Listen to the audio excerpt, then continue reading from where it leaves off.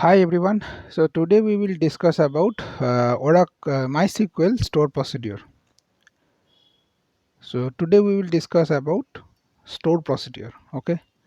So if you guys have worked with database, so you know database has some objects like table, functions, stored procedures.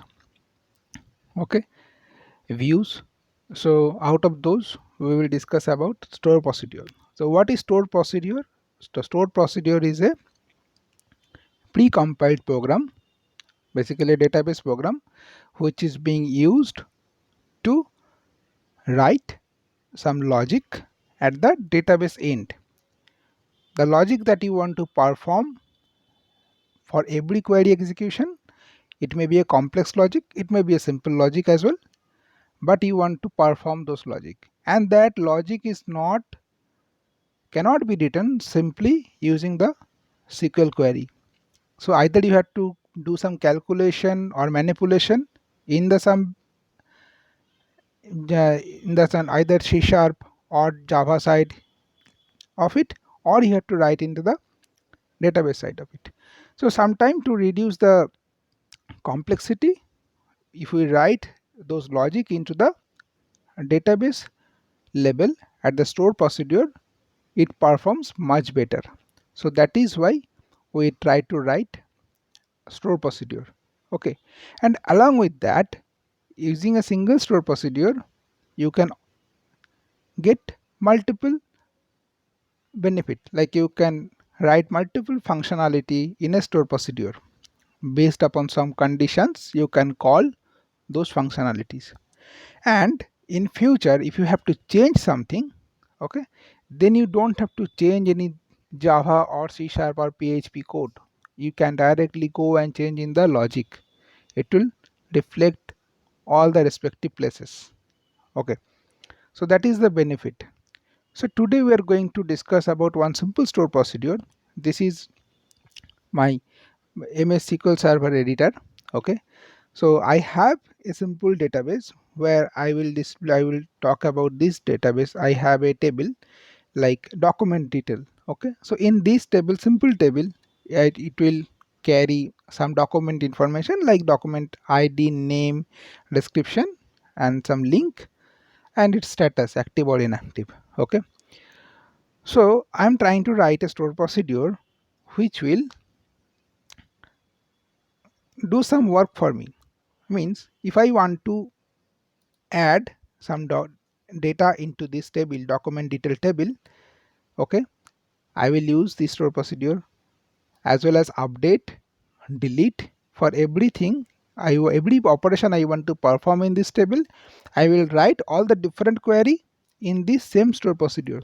Okay, and what I will be the benefit I will get, if I have to do any change, I will change in this store procedure. I will not change anything else. Okay, so what is the basic syntax? So let's talk about the basic syntax of MS SQL Server Store Procedure. Okay, so basically you have to write the first, you have to write this use, then database name. Okay, whatever the database name you are using, for my case it is this. Then this is few some technical qualifier like set ANSI underscore null on, then set quoted identifier on. Okay, then you have to write like the create proc, the procedure sort abbreviation proc. Then you have to give the schema name. Okay, schema name of the table. Okay, the schema name in the sense in which schema you want to create the store procedure, that schema. Okay, not the schema of the table. After that, once that is done, then you can specify, you have to specify your parameters. So this is the parameter, that is input parameters, that you will get or you will expect whenever the store procedure is being executed. That time you will expect these parameters. Okay, so these parameters are basically nothing but a relation between your Java, PHP or C# application. From that layer you will call the store procedure, and you will specify this parameter from that layer. You have to set those parameters.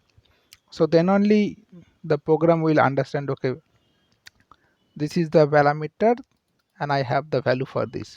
Okay, so this is only for input. You don't have to worry about output. Output, whatever you want to return, you can return it. Okay. Okay, so after that we have a basic syntax. I will explain slowly. Like once this is done, then as, okay, then it begin block starts. Okay, this begin block and this end block. Okay, so in this particular begin block you have to write the main logic of it. Inside this begin block you can write your all conditions, logic, everything. Okay, you can do all the calculations. I will show you one by one. So for this case I am doing some transactions, so I am writing the try. So you know there is also exception handling mechanism required for every program. So for that I have written here like begin try and it ends at end try. Okay, now once this is done, then the begin catch. In this catch block, whatever error will occur in future at the runtime, those error will be logged. Those error will be logged in these variables. So if some error occurs, then these will be displayed at the console. Okay, this will be displayed at the console, and this raise error, this will throw the error to the your upper level, means a calling environment, maybe the Java, PHP, C# environment. Okay, and then catch ends. Okay, so now this is the basic syntax. Once this is done, then you can, I will write specific some conditions. Okay, like if this action type is equal to insert, I want to write some insert query here. Okay, I have to do a end here. It's done. There again I will write another set of block, that is my if operation or action is update, then I will write update query here. If I want to delete, then I will write another set of block delete. Okay, and also retrieve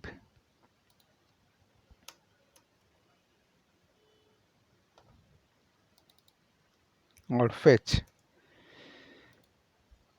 Whatever operation I want to perform, I can write my logic in the respective block, and I have to pass the parameter in the respective parameter accordingly. Okay, so this is the basic structure. In the next video I will show you about the more syntax or the logic I will write for different segments. Okay, and I will execute that for you. Well, if you have any doubt, any query about this video or any technical topics, you can let me know in the comment section. And this is my LinkedIn profile. You can connect with me in the LinkedIn. I basically use this tech stack. Okay, Java, Spring Boot, Angular, Node, Python, MongoDB, PostgreSQL, Influx. I use AWS and Azure Cloud.